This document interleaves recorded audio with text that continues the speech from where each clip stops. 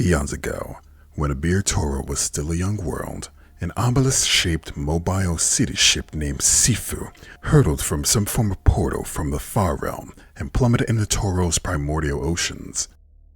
This colossal citadel, which housed the original Aboleths who came to Toro, later known as the Abolethic sovereignty, lodged itself deep beneath the surface, near what would eventually become the Sea of Fallen Stars.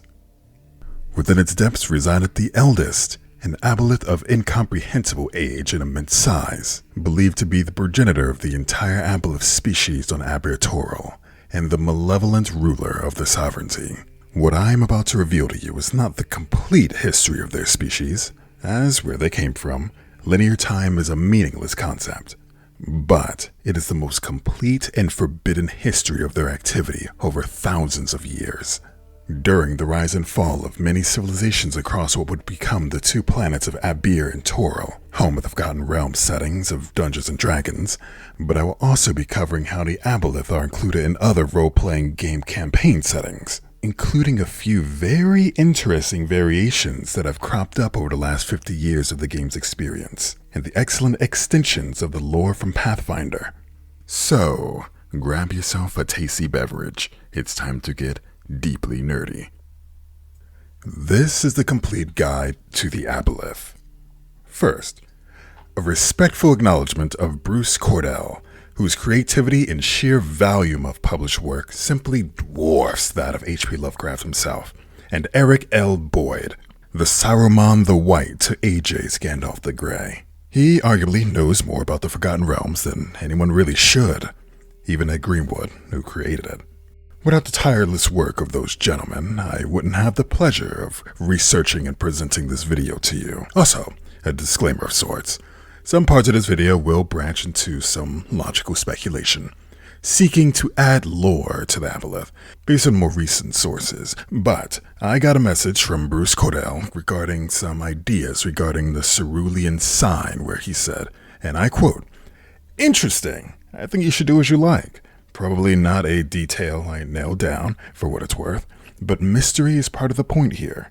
But it would hardly be forbidden lore if I swept everything under the carpet of mystery, and that's not why you are here. So, with that said, let's cover the basics of what I will cover in the video. The origins, the research sources, the different subspecies, and then we will delve into the biology of the Aboleth, their alien culture and society, their plans and eternal politics that can deeply impact other nations in the campaign world, well beyond the oceans and rivers. Aboleth are part of an array of beings from the far realms, collectively known as the Alghollthus. This is lore added from the Pathfinder world setting of Golarion. All of the Alghollthus are psychic aquatic monsters who are the spawn of an elder evil. The reason that Aboleth are fairly consistent across many world settings is because the concept for the creature is deeply rooted in the Cthulhu mythos of H.P. Lovecraft. The source book for Aberrations, titled Lords of Madness, says, I quote, "Readers will notice a thematic resemblance between the Aboleths, the Elder Evils, and various creatures or beings found in the stories of H.P. Lovecraft. This is, of course, completely intentional. Of all the major aberration races in the Dungeons & Dragons game, the Aboleths best personify the sense of cosmic horror and the ultimate insignificance of humankind expressed in Lovecraft's writings. It's quite easy to treat the Aboleths themselves as a Lovecraftian race akin to the Elder Things featured in At the Mountains of Madness and The Dreams in the Witch House," end quote. Their underwater cities, often described as Cyclopean and non-Euclidean, really hammer home their connection to the weird and unfathomable entities of the Cthulhu mythos. We are getting deep into this video, updating all the lore and providing a more complete picture of how to use Aboleths in your fantasy games, using every resource available.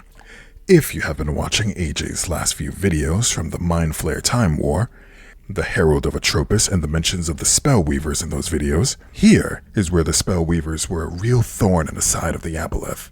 Sharing many worlds with the Aboleth, a lot of the Spellweaver magic technology was stolen from the Aboleth, and later we will see the Elves and Batrachi using the Aboleth portal magic, the Spellweavers, Elves, and Netheries using spell forges, crystal nodes, and magic fields. we will be revealing the most potent weapon the Spellweavers may have left behind in their war with the Aboleth. Stay tuned for more.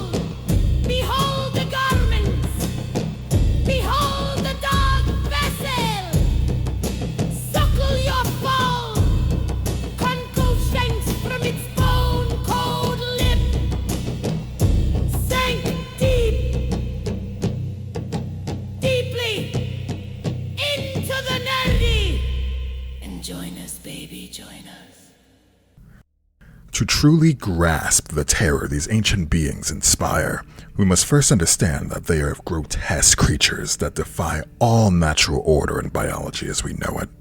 Aboleths range from 15 to 20 feet long, though some ancient leviathans stretch to monstrous lengths of 40 feet or more.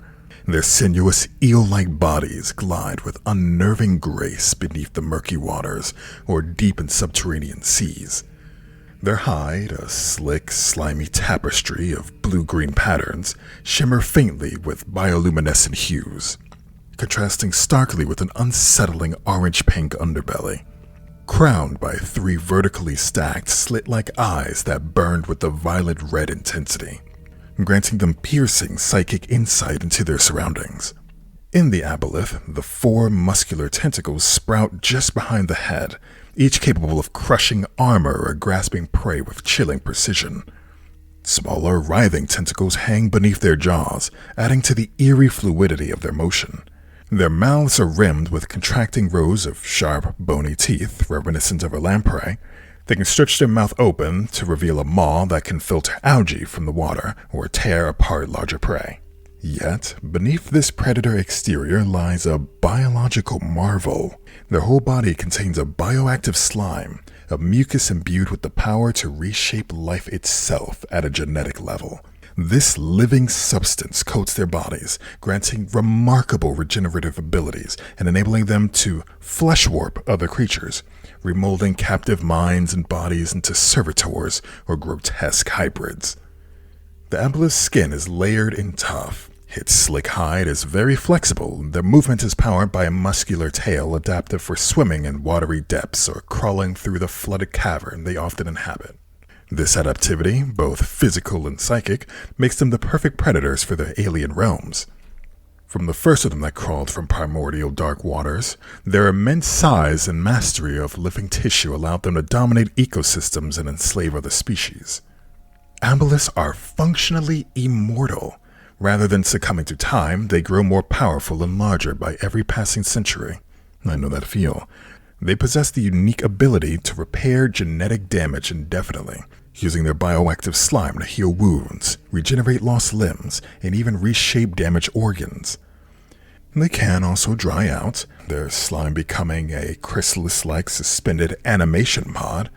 The Aboleth can survive a very long time in the dried-out state.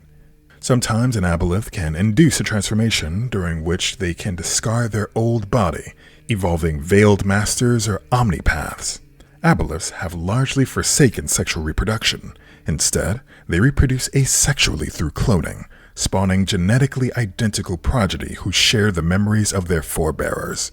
Their psychic abilities, telepathy, domination, and mind reading, are biologically ingrained, amplified by symbiotic creatures like the delicate Enisysians, which boost their mental reach exponentially. Their biopsychic network enables Aboleths to coordinate with uncanny precision, plotting subversion and conquest over entire continents and oceans. Their ability to flesh warp other beings into obedient servitors reflect not just magic, but an extension of their biological mastery, a form of living genetic manipulation woven into their very slime. This rare fusion of biological durability, mental prowess, and biological control positions the Aboleth and its kin not merely as predators, but as architects of entire civilizations, biological and culture alike. From this base, the Alghollthu evolved variants to specialize in governance, coordination, subversion, and brute force, shaping their empire that stretches beyond sight or understanding. The Aboleth's form and function is inseparable from their psychic and magical capabilities. Their brains are bioelectrical marvels, capable of feats of telepathy and dominance that shatter mortal minds. This psychic power is not mere talent, but an extension of their very biology.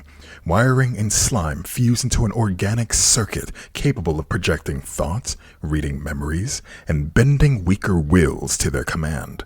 Their skin-brain interface allows direct mental communication through mucus and touch, a tactile network that extends even to their city constructs and servitors. Enisysians, the translucent, fragile tentacle bearers, serve as living psychic amplifiers, bioorganic nodes that extend an Aboleth's mental reach. The presence of even a single Enisysian can turn a veiled master into a puppeteer of entire cities, or grant Omnipats the power to maintain global or even interplanar control networks. This psychic symbiosis is a biological marvel unique to the Alghollthu, blurring the line between magic and life itself. The Veiled Masters, with their 6 tentacles and 6 eyes, embody the pinnacle of this integration. Their tentacle hands capable of delicate manipulation, while other appendages discharge electrical energy or function as advanced sensory organs. Their magical skills are biological in origin, specializing in illusions, glyphs, and psychic domination. They manipulate both minds and matter with equal grace, their bodies living conduits of arcane and psionic power. Understanding this seamless fusion of flesh, slime, and mind opens new vistas on the nature of the Alghollthu Empire.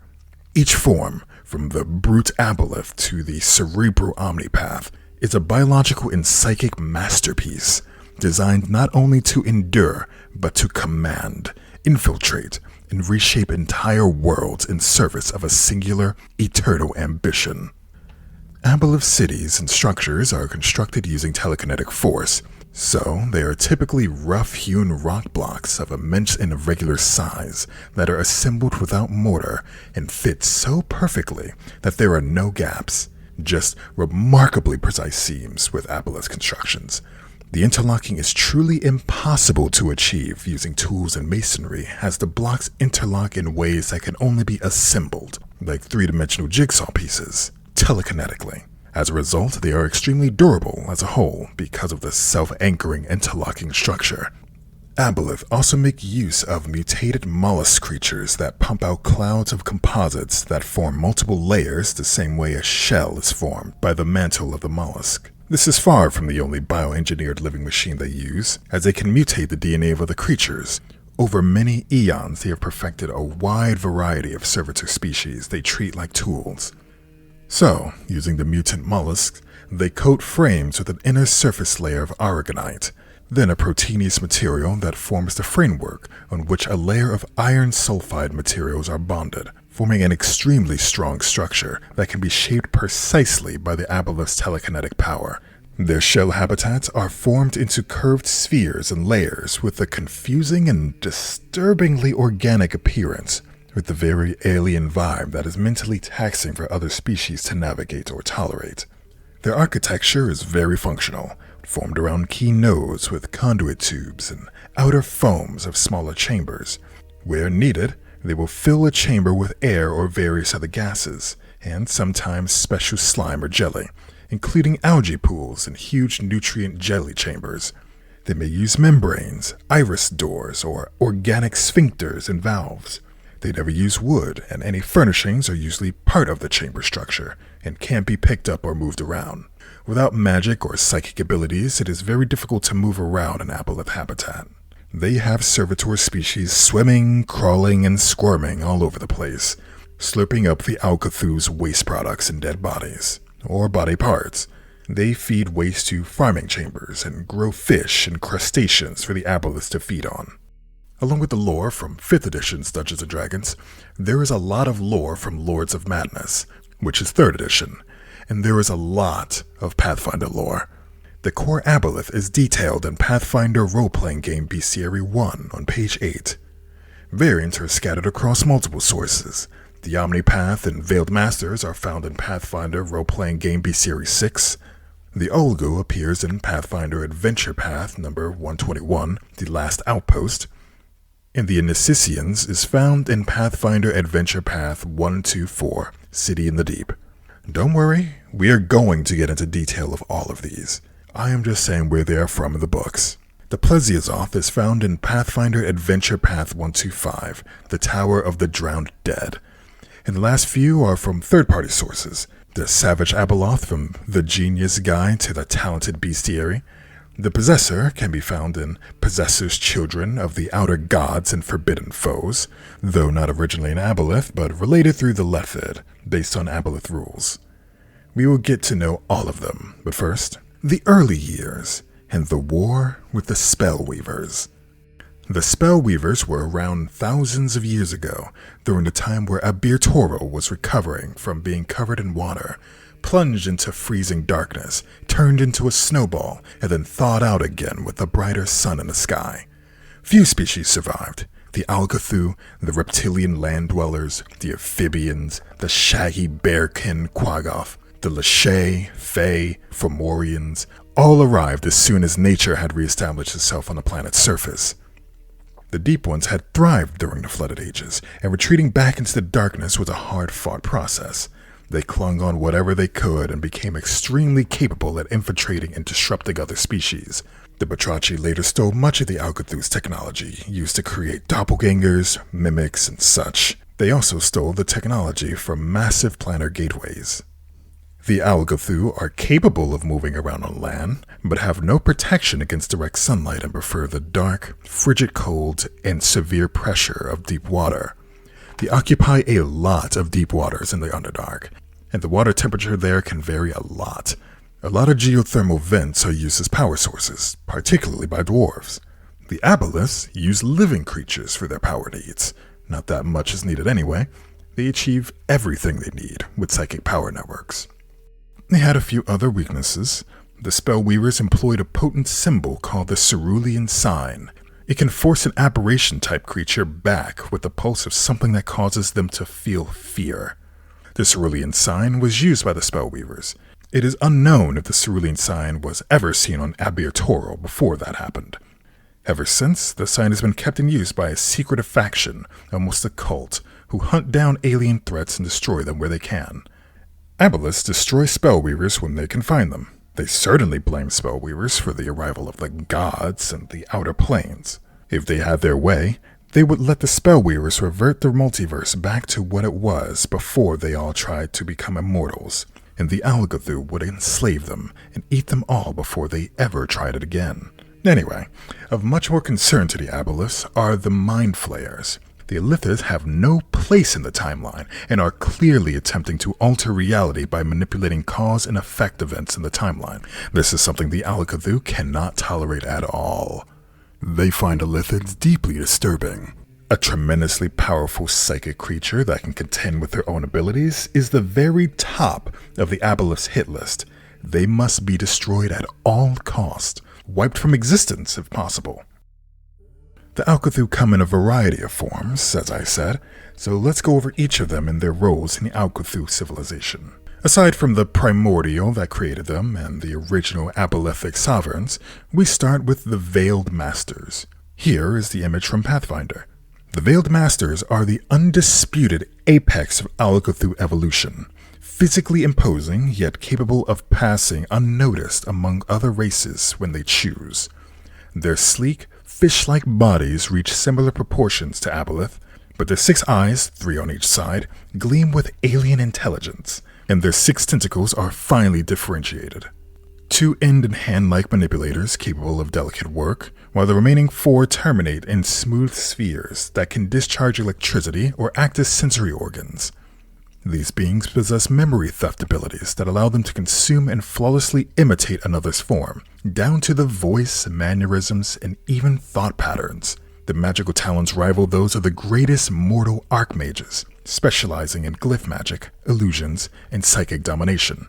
In the grand structure of their civilization, Veiled Masters are both monarchs and strategists, orchestrating century-long plots from the shadows, planting ideas in the minds of other species, and even founding entire false religions to guide mortals into serving their purposes without even realizing it. Every other Alghollthu ultimately serves their collective will, and even lone Veiled Masters operating in isolation is a grave planetary threat. Critical to Alghollthu's city orbs and their gateway networks, we have the formidable Omnipats. The Omnipats occupy a role like a living nerve center. They help unify the Alghollthu species. Physically, they have elongated, eel-like bodies that undulate with hypnotic grace as they move.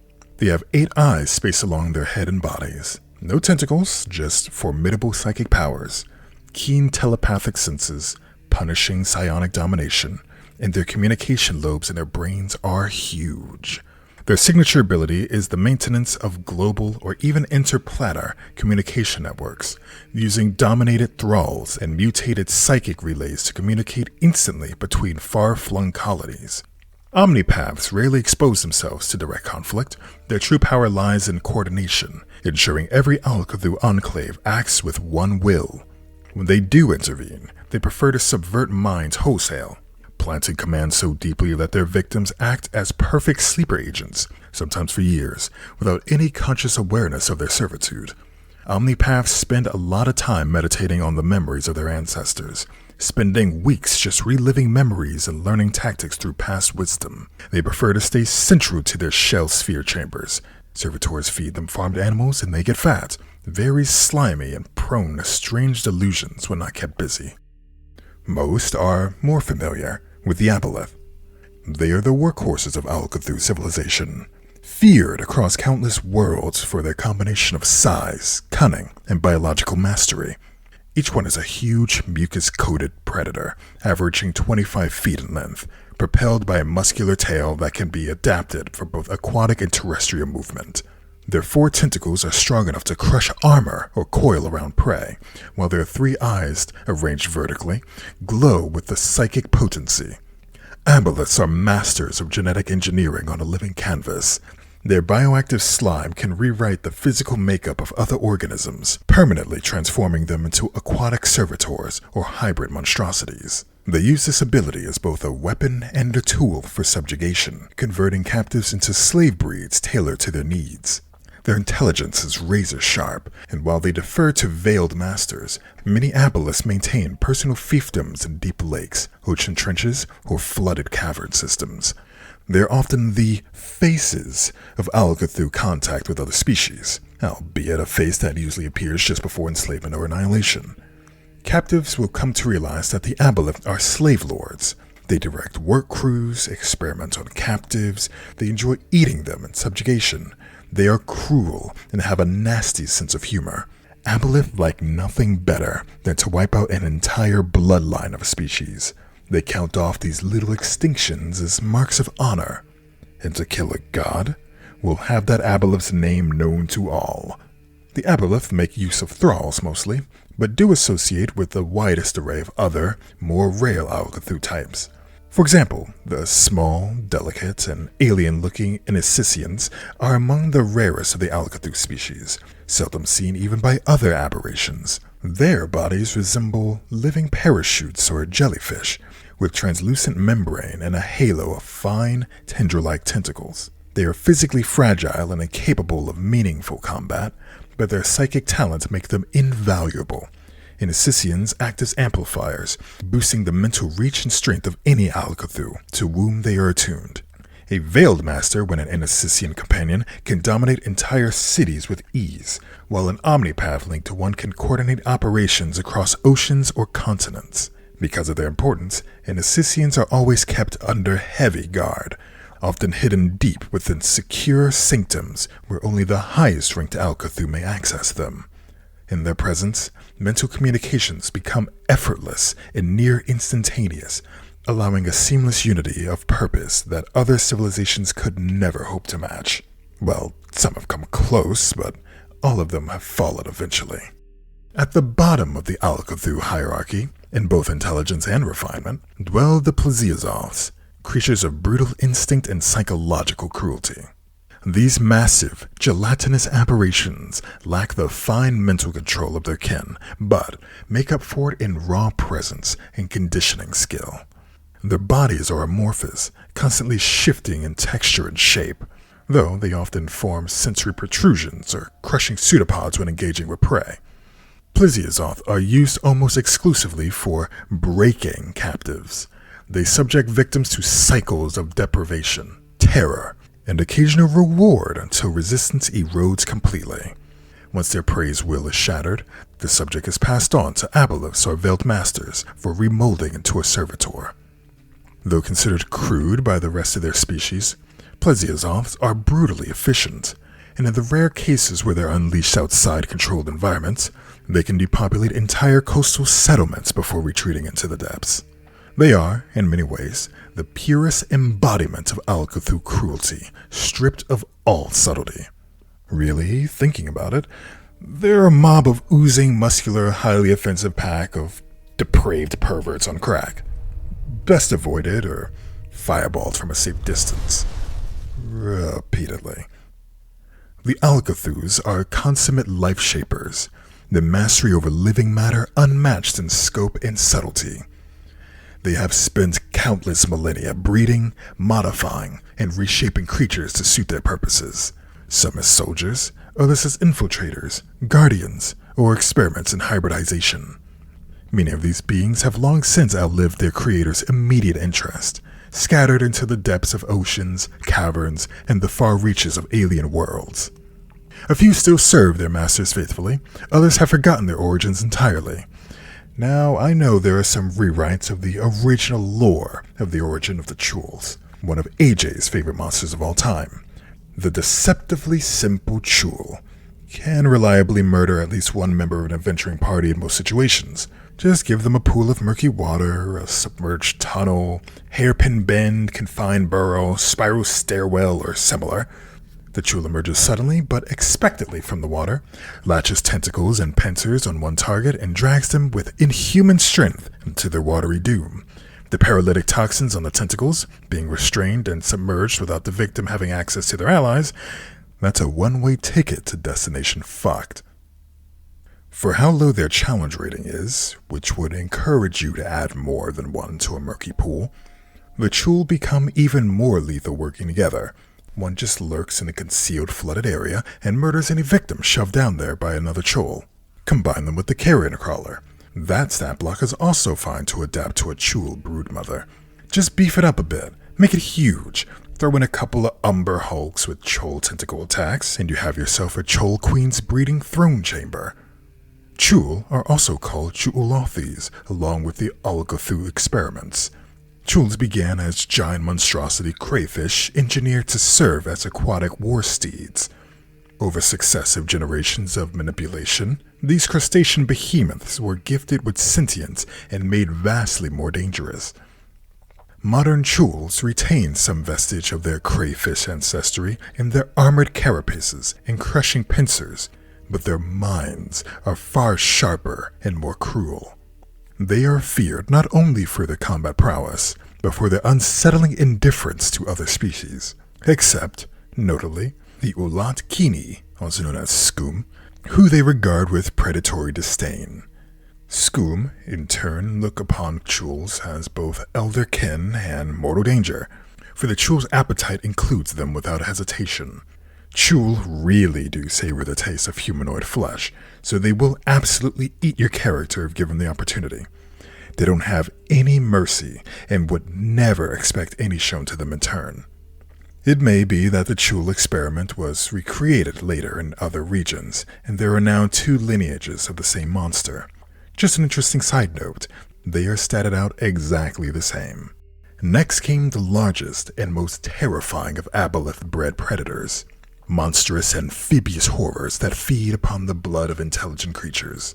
In ancient times, they served as shock troops and siege weapons, assaulting coastal fortresses from beneath the waves or standing sentinel over undersea enclaves.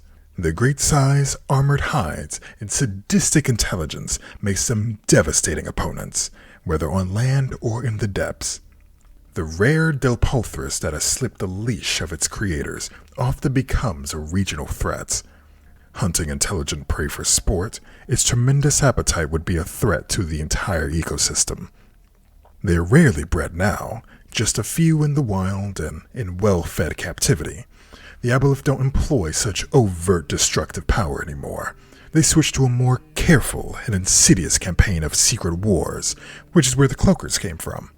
Originally bred as spies among the surface-dwelling slaves of the Alghollthu, Cloakers, or Fourthwall, are manta-ray-like aberrations steeped in cunning and paranoia. They infiltrated communities, sowing discord and gathering intelligence for their unseen masters. Then, as the disasters they instigated took hold, they fled back into the lightless depths of the world. In the subterranean wilds, escaped experiments bred true, developing independent cultures and, in many cases, a deep hatred for their former creators. Cloakers remain unpredictable, guided by alien logic and often pursuing agendas unfathomable to outsiders. Some have even adapted the flesh-warping arts of the Alghollthu, producing bizarre and dangerous variants that roam far beyond their dark homes. There are a breed of Aboleth who followed the Cloakers into the astral plane and beyond into the outer planes.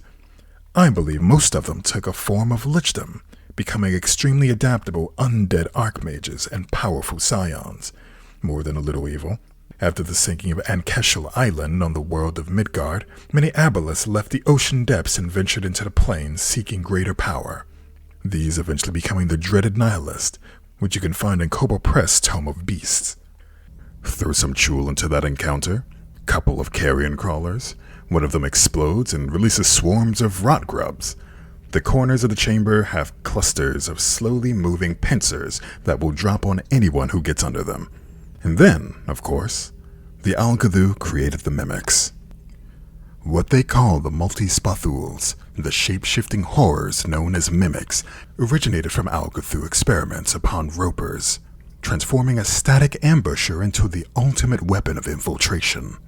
By replacing the roper's tethered form with a malleable, protoplasmic body, they created living traps capable of assuming the appearance of virtually any object. Common mimics can adopt a few dozen disguises, but the rare Tautomimic, a pinnacle of Alghollthu bioweapon engineering, can alter not only shape, but composition, perfectly imitating wood, stone, metal, even glass.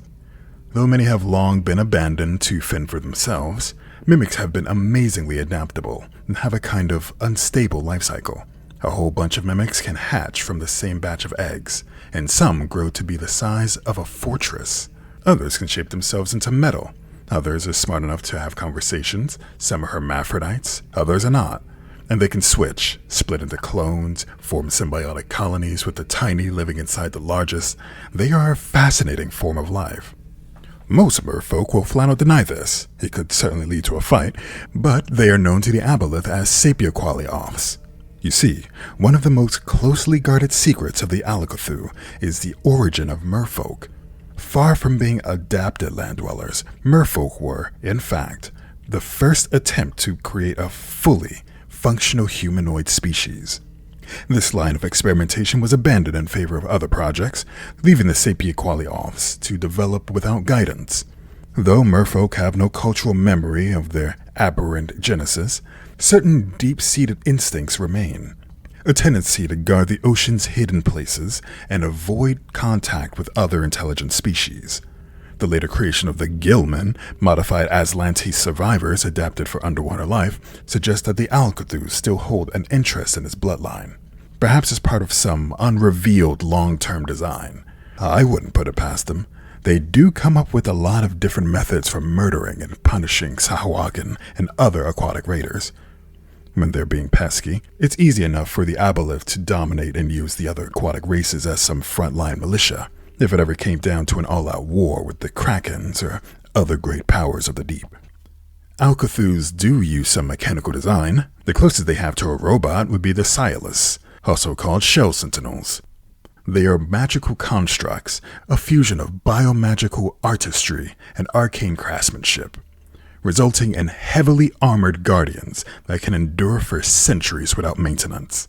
Though rare, The design secrets of the Silas have occasionally leaked into other hands, allowing a few to be built by former slaves or opportunistic magicians. Most encountered today still guard the most important sites of the Alghollthu. Speaking of slaves, perhaps the most infamous of the Alghollthu's creations, Skum are strong, amphibious, and utterly brainwashed into fanatical loyalty to the Alghollthu. Crafted in the ancient caverns of Sekamina through flesh warping, the Aboleth call them the Ulat Kini, and they are sterile unless bred with humans, a trait that ensures dependency upon their masters for continued survival. The Skum don't die of old age. Some of them can be many centuries old and wickedly cunning. Aboleth tend to think in long-term circular plans. This involved shapeshifters, intelligent mimics, cloakers, and gradually, a regional effect starts to take hold. Factions hostile to the Aboleth's enemies will start to become highly agitated. Hostilities on multiple fronts create an atmosphere like a powder keg, ready to blow at any moment. People walk around armed, suspicion of imposters and traitors run high. A shapeshifter need only run through a public area in the form of one or two of the enemy faction and vanish into the deep, setting the entire place on a war footing immediately. Aboleth will subvert messengers, replace influential figures, assume the role of foreign dignitaries, using illusion, boldness, and mind control to play its deadly games, pitting creatures against one another, arrogantly. Always arrogantly. The Aboleth, and most of the Alghollthu, share primordial memories with their ancient ancestors. The first memory is the flash of cosmic light and their awakening as the first intelligent life forms, dominating and altering lesser life forms around them. What they don't know for sure is what caused that cosmic flare and rapid mutation of their species. Among the most controversial theories circulating in Alghollthu studies is the claim that their creation is an accident caused by Pisithees, the Blood Queen. She is an elder evil, an ancient alien presence. A creature of the far realm, the Blood Queen is said to traverse infinite realities with no discernible purpose, shedding her mutagenic blood as she passes. As her vast, mucus-swathed bulk brushed against the fabric of a young world, droplets of her ichor coalesced into self-aware, immortal entities. The first Aboleth. These progeny, born of a godless genesis, inherited from her not a will to serve, but an absolute doctrine of domination. The descriptions of Pisithees' form are consistent and unsettling. A colossal, bloated, Aboleth eel shape, it has no tentacles, spanning hundreds of meters, dripping viscous crimson mucus that swirls in alien currents around her. This mucus is more than a secretion. In the alien mythos, it is the seed of all Aboleth life, and its likeness appears in the architecture of her spawn as a sphere of deep red surrounded by smaller droplets. The vital ichor that Aboleth speak of in hushed tones, it's like their alchemist's stone, their alchemical holy grail. The Blood Queen's current resting place is a drowned cavern deep within Minaros, the third layer of the Nine Hells. There, in lethargic torpor, she is said to dream realities into ruin, while her spawn navigate the Nine Hells' fiendish bureaucracy. In Lords of Madness, it hints that she did come back to the planet Toril, for whatever reason, and spawned a new race of Aboleths. That would only be proof of the circularity of existence, a finite reality able to be conquered completely. They still wouldn't worship her as their creator, just for her sheer power. Elder evils turning up on the material plane are a big deal. The Blood Queen's alien portfolio includes domination, oppression, and aberrant magic. Her most feared sign is the rising blood tide, when entire coastlines flush crimson and the vapors enslave minds and twist bodies into monstrous forms. As an elder evil, her essence is impossible to destroy outright. While she has no need or respect for gods, she seems to have some sort of non-aggression alliance with Blibdulpulp, the mad goddess of the Kuatoa and other undersea terrors, god of the Ixen. Other elder evils such as Bolothamug, Holashner, and Shothotug are given a measure of respect. Aside from the many new Aboleth subspecies appearing in the Pathfinder books, there are a couple from Cobalt Press, but the best source of information is still, and likely will always be, the Lords of Madness. The detail in this book is just stunning.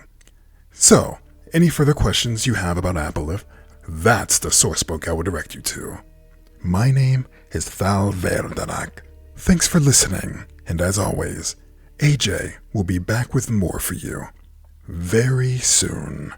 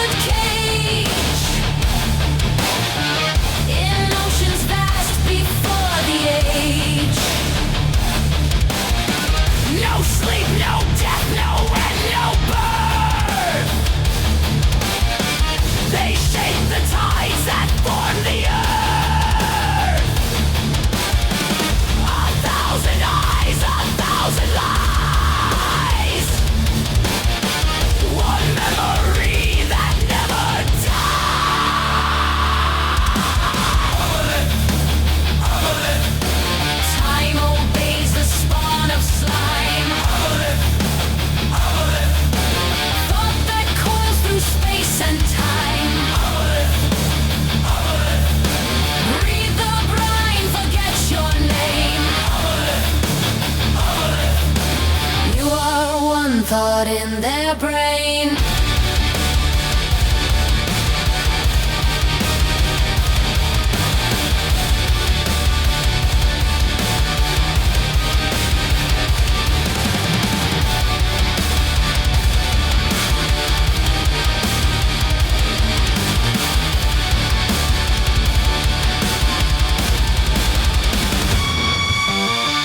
No chains can bind the mind's domain.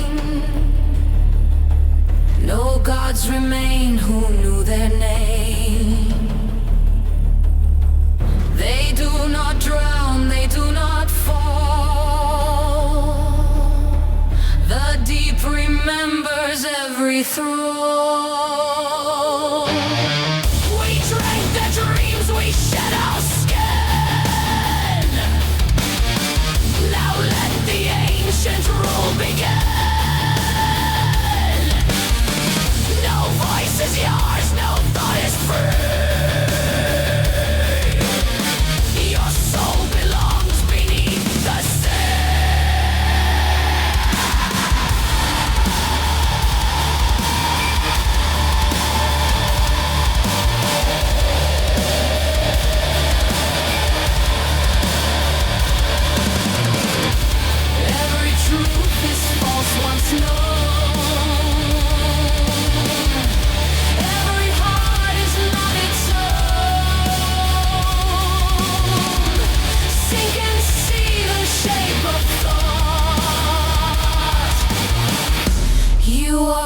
what the deep has wrought. First of mind and last to fade. None forget the debts they made. Rise again and claim the stars. Memory is what you are. And if whisper